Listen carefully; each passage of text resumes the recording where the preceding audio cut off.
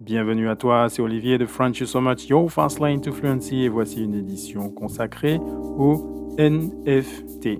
Bien évidemment, je commence par les disclaimers de rigueur. Je ne suis pas un expert de la crypto-monnaie, je ne suis pas un expert du NFT. Cependant, l'objectif pour moi est de te présenter des informations et de le faire en français, car apprendre en français, c'est bien mieux qu'apprendre le français. Et rappelle-toi toujours du principe de Warren Buffett, The most important investment you can make is in yourself. C'est parti donc pour les NFT avec le concept de non-fungible token, le concept de jeton non fungible. Alors, je vais t'expliquer cette non-fungibilité du token. Supposons que tu as devant toi deux paires de baskets. Elles sont identiques et complètement interchangeables. Que tu prennes la paire du haut ou la paire du bas, tu peux t'attendre à payer le même prix. D'accord? Jusque-là, rien d'étonnant.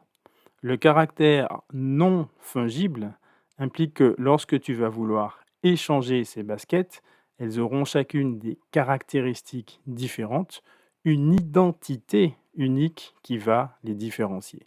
C'est le principe même de la collection avec des objets réels ou virtualisés. Par exemple, imaginons que l'une de ces baskets a été portée par Michael Jordan et l'autre portée par Olivier. Je pense qu'il n'y a pas besoin d'être un expert, un crypto-expert, pour comprendre que la paire portée par Jordan aura beaucoup plus de valeur. D'accord? Eh bien, c'est exactement le même principe avec des jetons encryptés dans la blockchain. Donc, la blockchain, c'est ce registre électronique, ce registre numérique.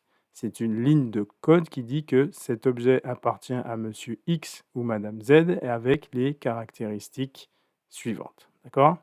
Voici deux exemples récents.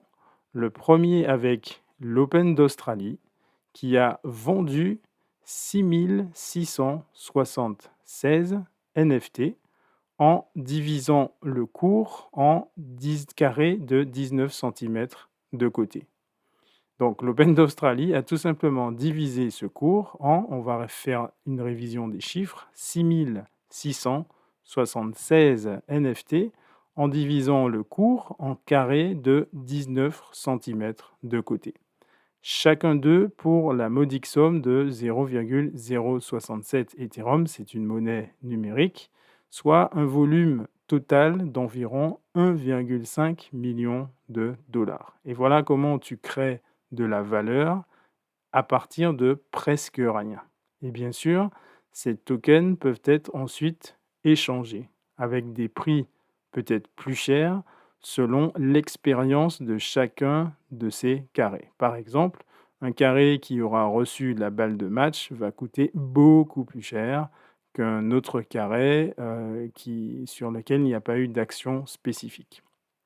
Voici un autre exemple avec la marque que tu connais bien, Mercedes-Benz, et son drop. Donc on appelle le drop de NFT, c'est tout simplement une offre de NFT sur la classe G, c'est une des versions iconiques de la marque automobile. Encore une fois, il n'y a rien de fondamentalement nouveau, puisque c'est l'équivalent des cartes de baseball ou des cartes de Pokémon, avec cette fois-ci une offre beaucoup plus large qui englobe diverses communautés.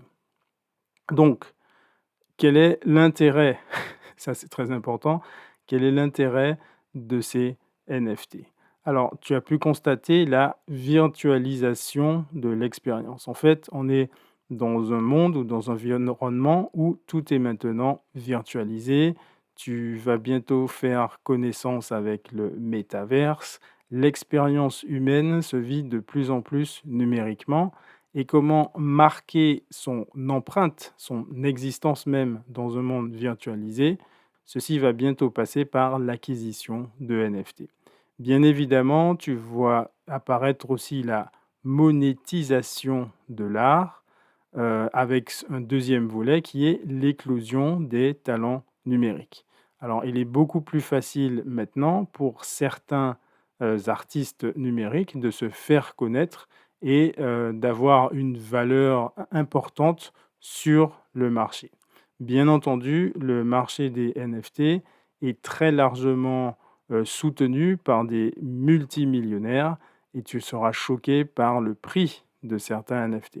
Donc voilà un peu l'environnement dans lequel les crypto-monnaies sont en train d'évoluer. Alors c'est un principe très intéressant qui est en pleine expansion et je suis certain que d'ici 5-10 ans, ça sera monnaie courante de vivre son expérience humaine et d'appartenir à certains groupes à travers les NFT. Voilà pour cette courte présentation. Merci pour ton attention. N'oublie jamais, learning in French, it's learning French for breakfast. C'est tout pour le moment. C'était Olivier de French You So Much. Keep it real, keep it straight, keep it simple. On se revoit bientôt. N'oublie pas de t'inscrire à notre chaîne French You So Much, Your Fast Lane to Fluency. Et je te laisse avec un peu plus de contenu si tu le souhaites. À très bientôt et n'oublie pas de rejoindre la chaîne. À bientôt. Bye bye.